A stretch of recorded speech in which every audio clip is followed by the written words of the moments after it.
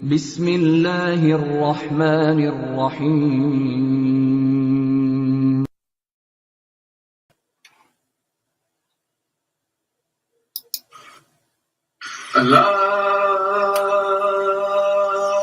Allahu Akbar, Allahu Akbar. Allahu Akbar, Allahu Akbar. Ashhadu an la ilaha illallah.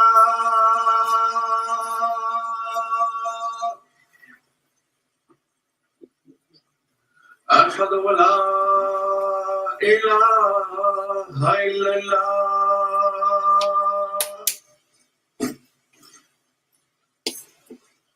أشهد أن محمدا رسول الله.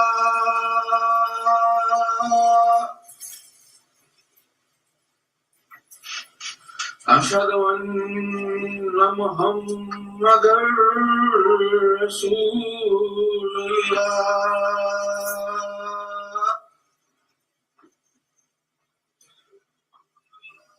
حي على الصلاة.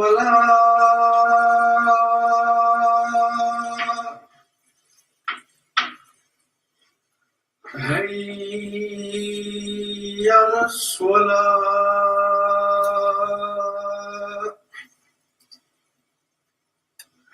حي على الفلاح.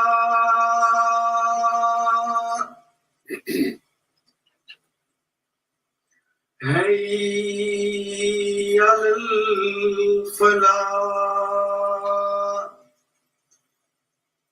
الله أكبر، الله أكبر. لا إله إلا الله.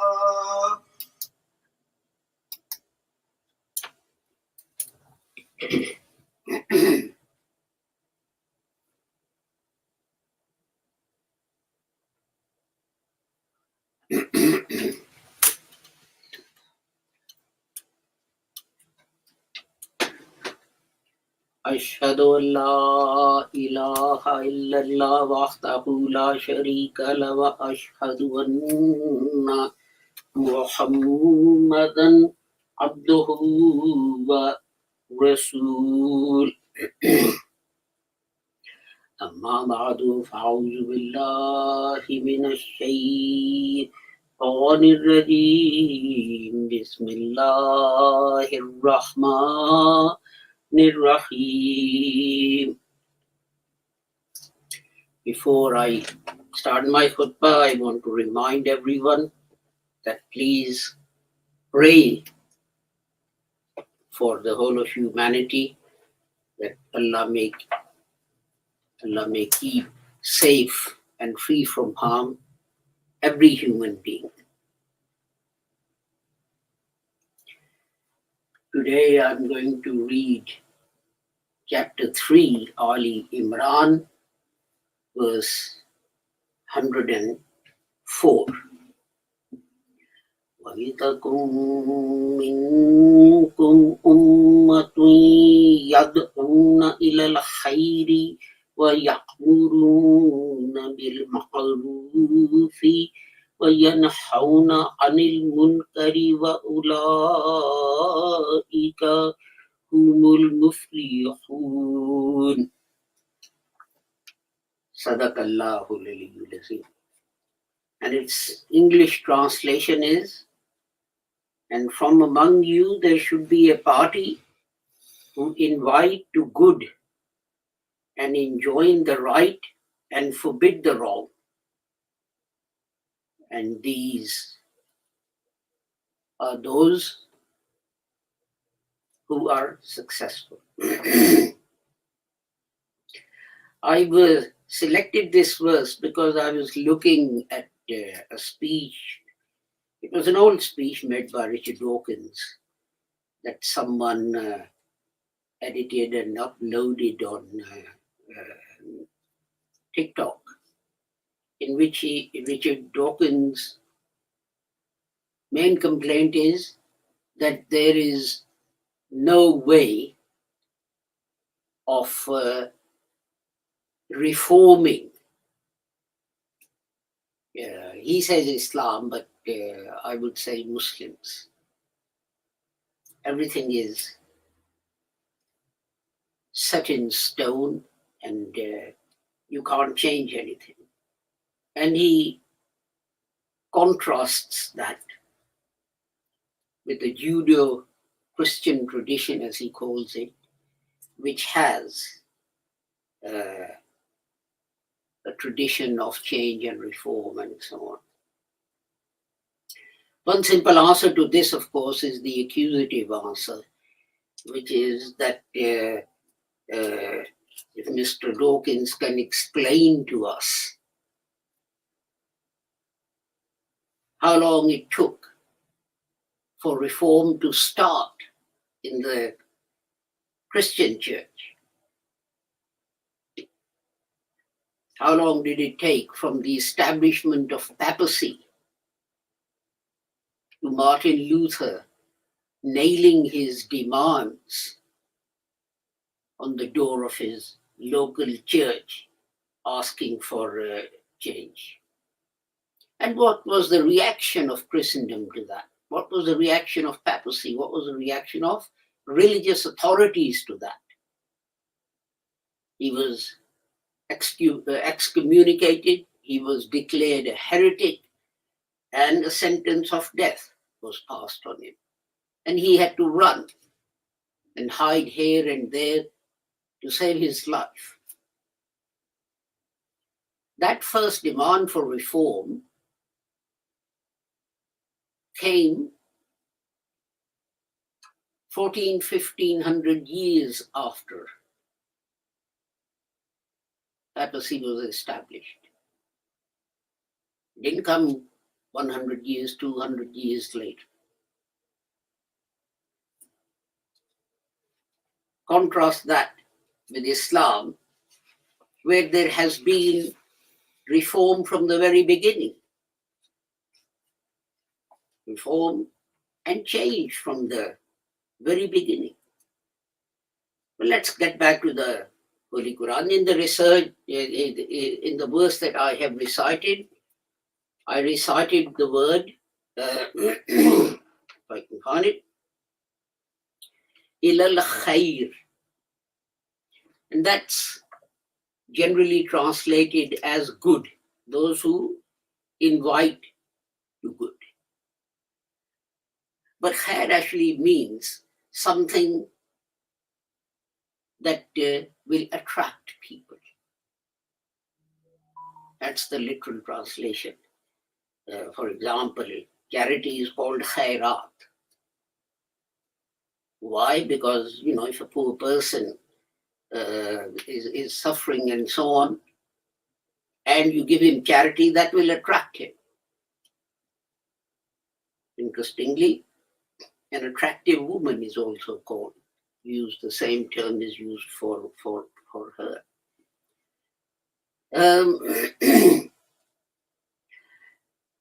And where the Holy Quran instructs Muslims to save for the Hajj,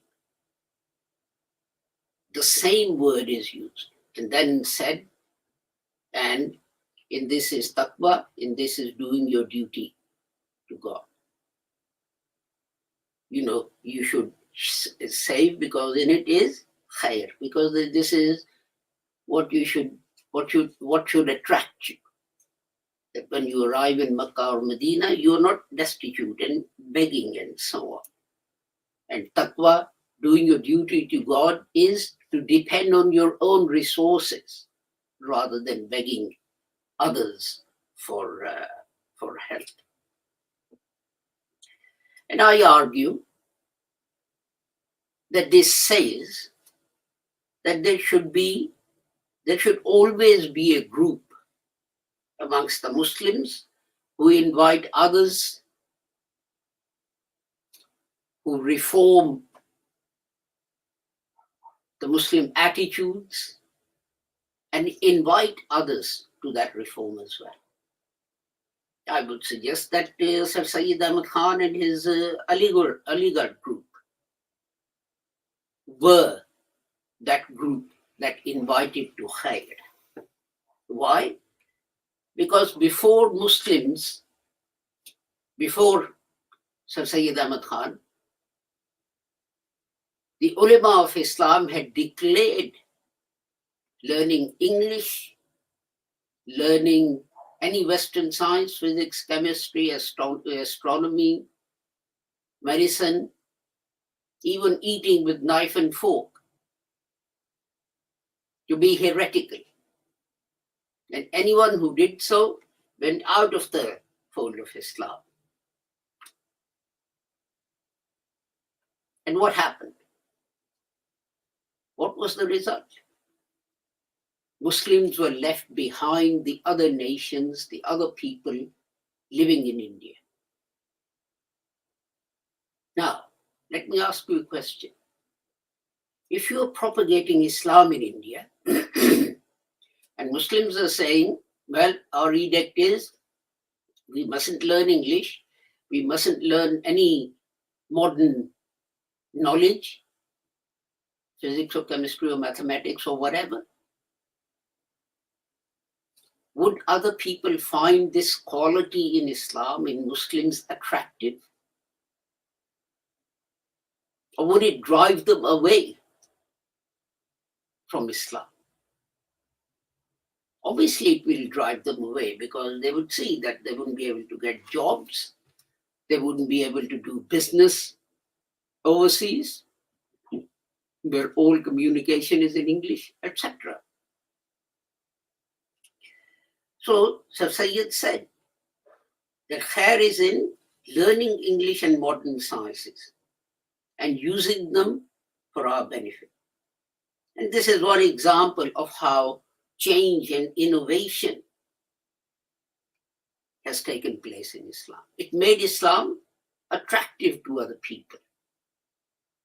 In this world, in my worldly affairs, I will not be left behind other people.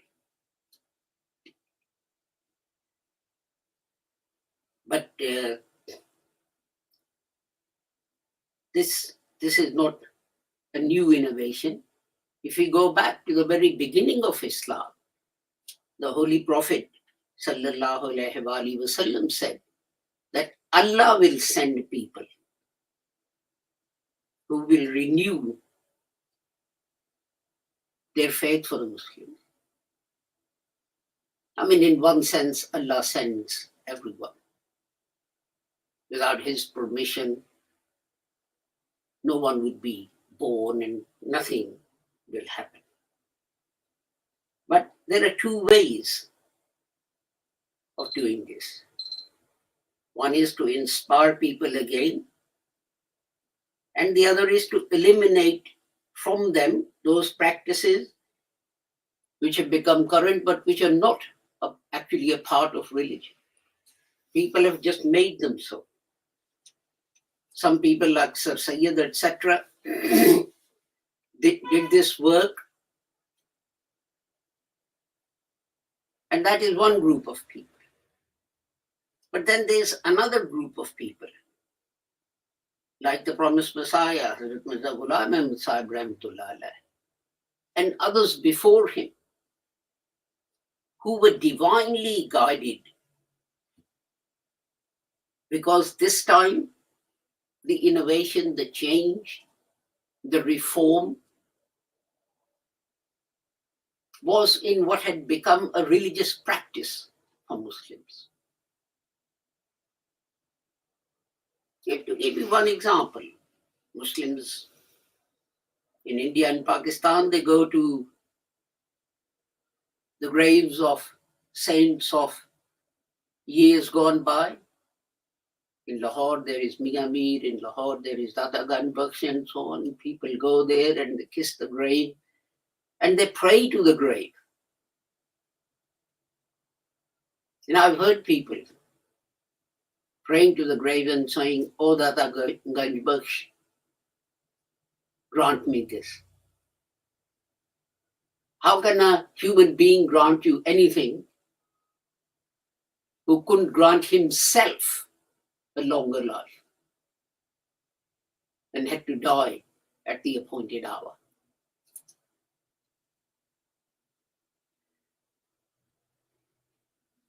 So when Richard Dawkins says that there is no place for change and reform in Islam, he is wrong.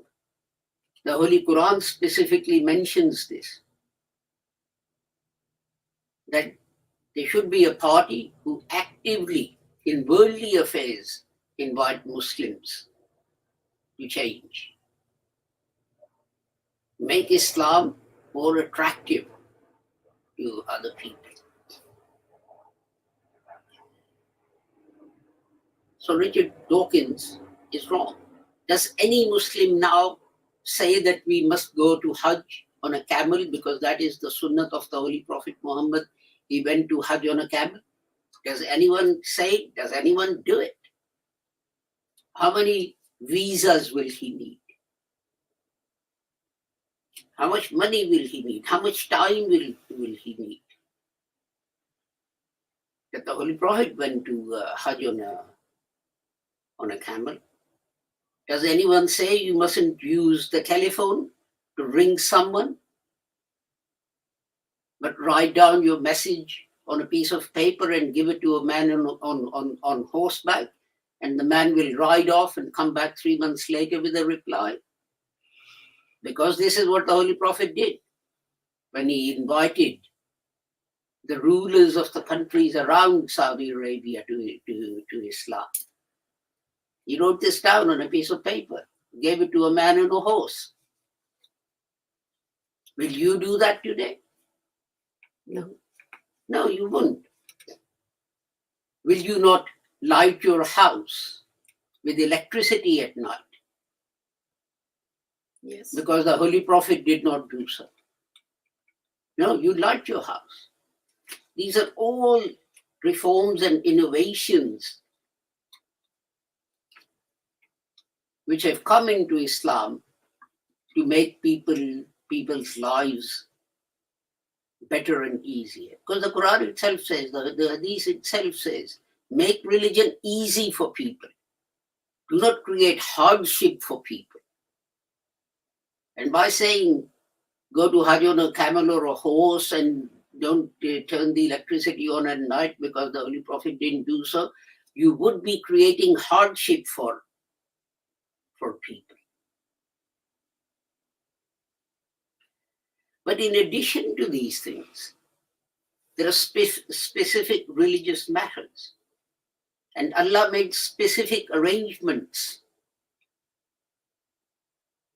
for change and reform in those practices which creep into Islam. And an example I gave earlier, that people go to the graves of saints of years gone by and kiss the grave and ask them for help and so on.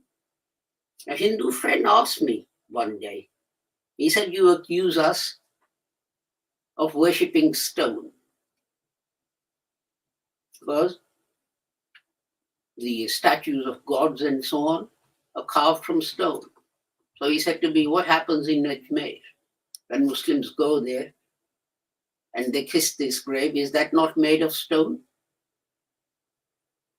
He pointed out that, I think it was President or Prime Minister of Pakistan, he went and he covered it with a sheet of flowers. It's called chadar, which cost 500,000 rupees. That could have been better spent getting a cancer patient treated, or getting some girls married off, or getting some kids through college or university. And my answer was that yes, they are worshipping stones. I'm not going to defend the indefensible.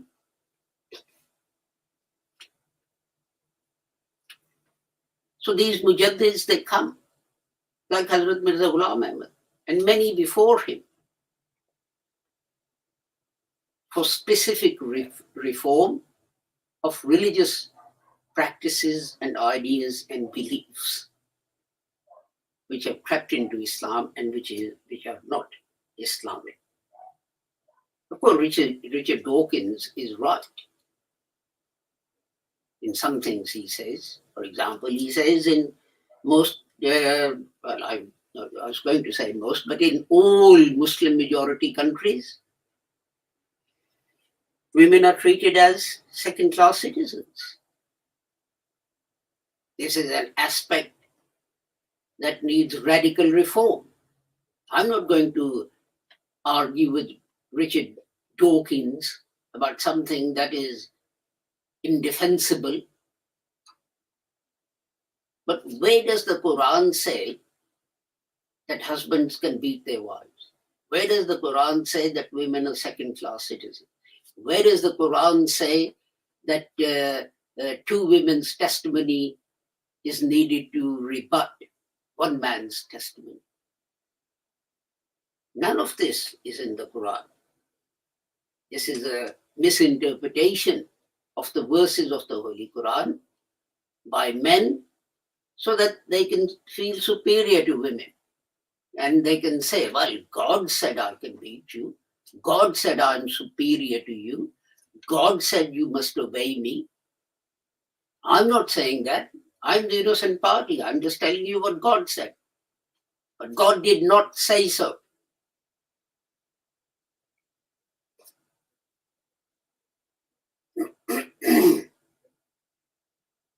But the thing is this, that in every society, we see certain sections take advantage of the situation, of their position, for their own ends. Take the example of the British Parliament, where there is case after case after case of sexual misconduct by MPs,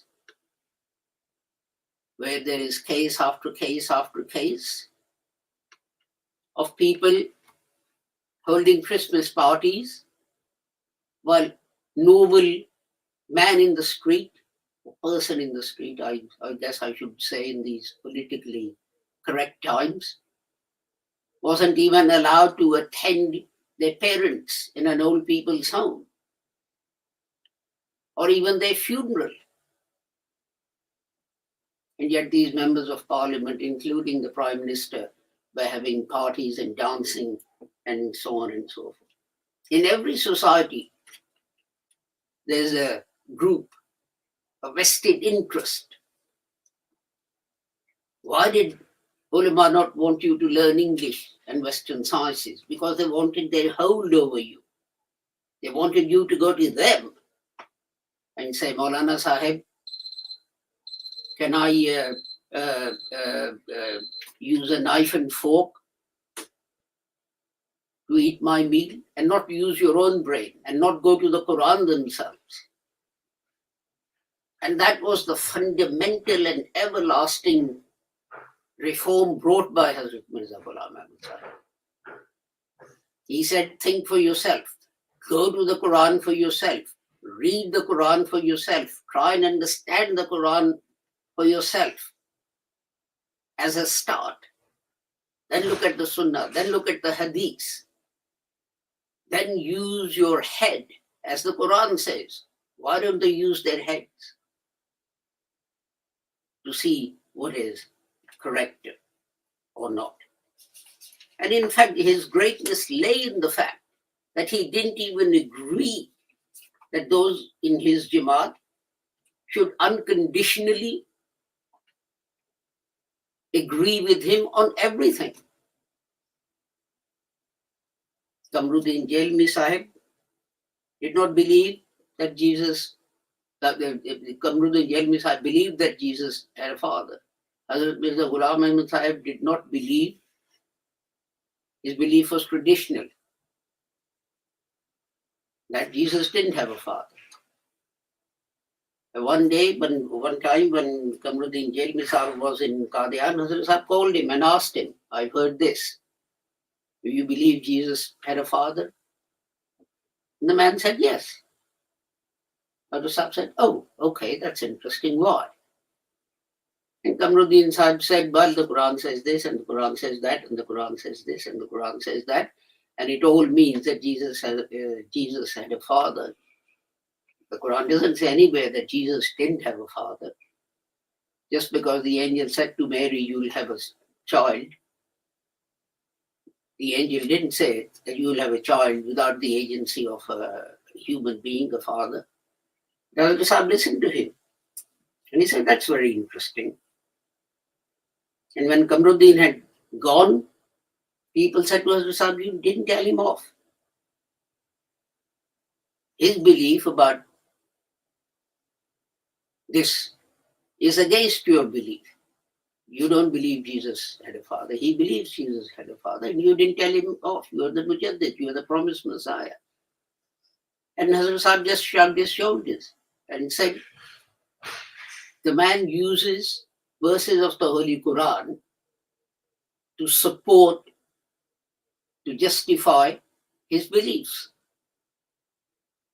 So how can I tell off a man who does this? Can you see? That simple incident lays the foundations of using your brain, of free thinking. So certainly, I would say to Richard Dawkins that there is one group of Muslims in Islam who are intent on reforming Muslim attitudes and bringing them into line, not with modern times, not with Western society, but bringing them into line with the Holy Quran, which says every soul will get a reward for the good it does and be punished for the evil it does. We said we created the whole of mankind and we divided them into tribes and families so that you may recognize each other. There is no distinction in belonging to this family or that family. Distinction depends on how you behave and what you do.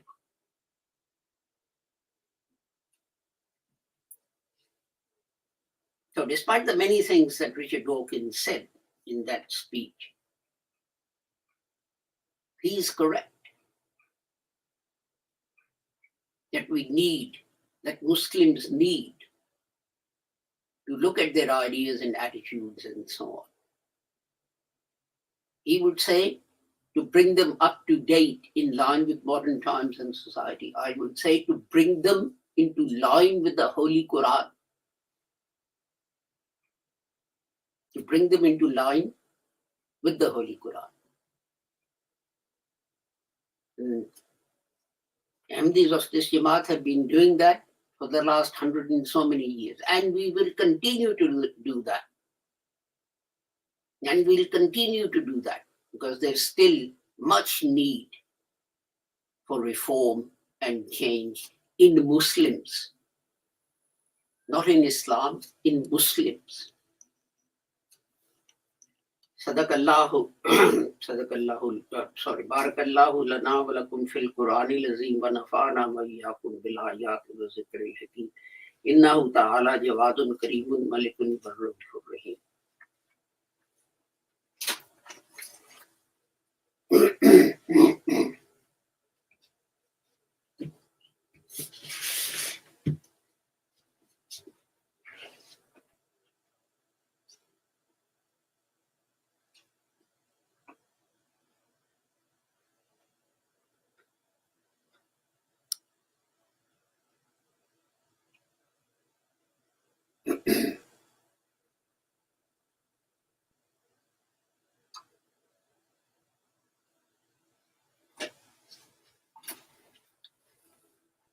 Alhamdulillah.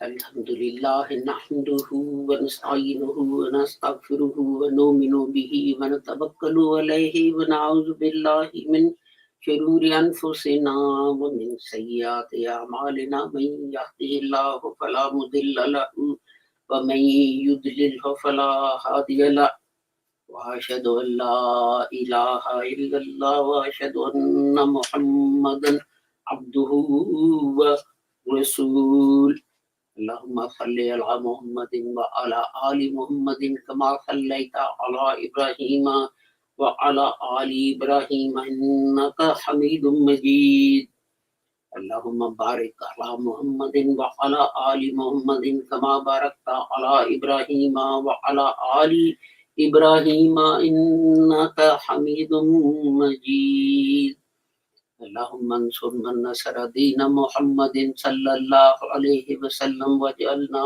منهم واخذل من خذل دين محمد صلى الله عليه وسلم ولا تجعلنا منهم عباد الله رحمكم الله إن الله يأمر بالعدل والإحسان وإيتاء ذي القربى وينهى عن الفحشاء والمنكر والبغي يعظكم لعلكم تذكرون اذكروا الله يذكركم وادعوه يستجب لكم ولذكر الله أكبر والله يعلم ما تصنعون.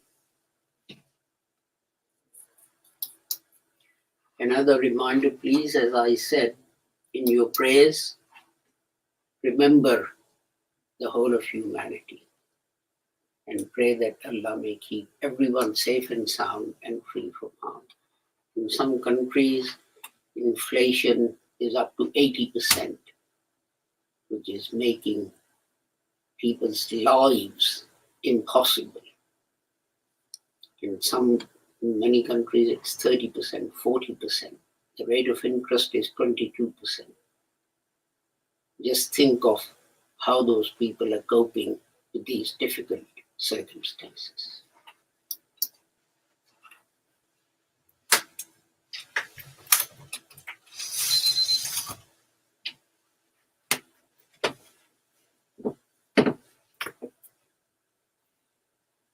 Allahu Akbar, Allahu Akbar.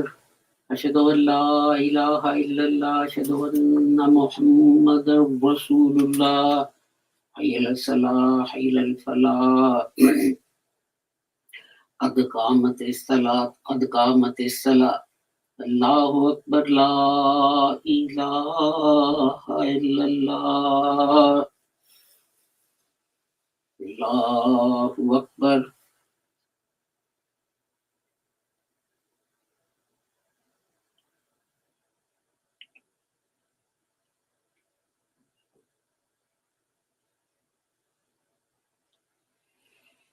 Alhamdulillahi Rabbil Alameen Ar-Rahmanir Rahim Maliki Yawmiddin Iyyaka na'budu wa iyyaka nasta'in Ihdinas siratal mustaqim Siratal ladzina an'amta 'alaihim غير المغضوب عليهم ولا الضالين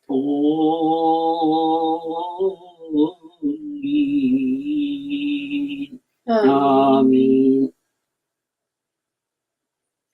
قل هو الله أحد الله الصمد لم يلد ولم يولد ولم يكن له كفوا أحد. Allahu Akbar.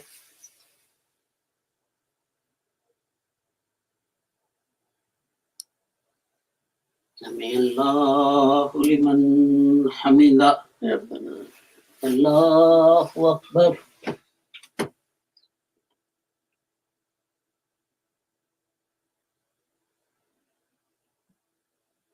Allahu Akbar.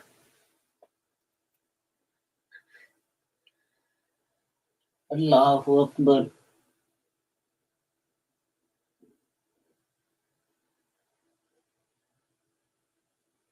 Allahu Akbar. Alhamdulillahi Rabbil Alameen. Ar-Rahmanir Rahim. Maliki Yawmiddin. Iyyaka na'budu wa iyyaka nasta'in. Ihdinas siratal mustaqim. Siratal ladzina an'amta 'alaihim ghairil maghdubi 'alaihim waladdallin. Amin.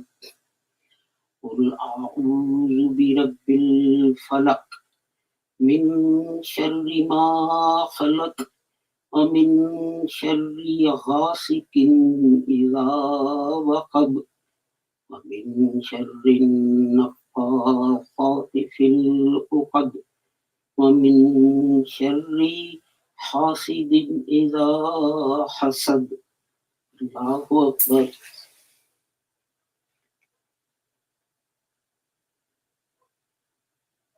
Sami'allahu liman hamida. Allahu Akbar.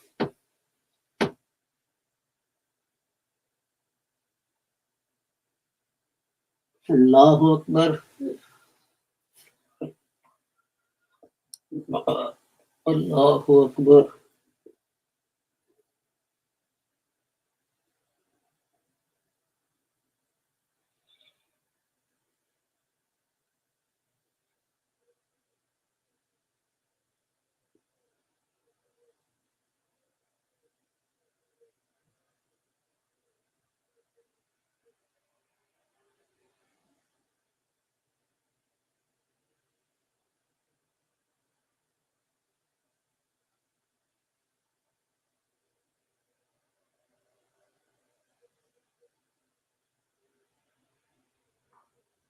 Allahu Akbar.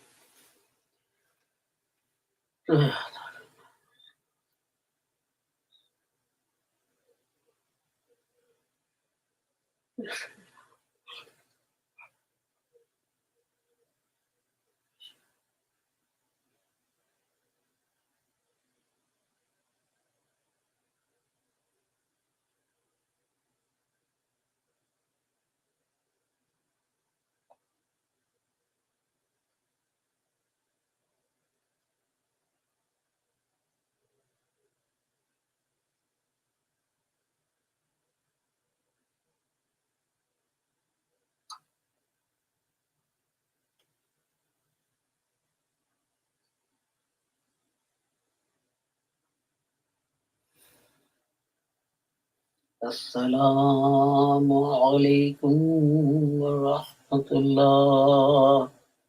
Assalamualaikum warahmatullah. Astaghfirullah.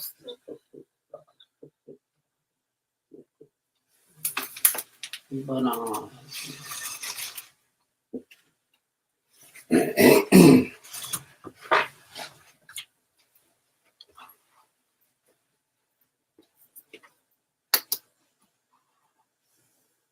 Thank you for joining us for today's Friday service. I hope you found it useful and enjoyed it.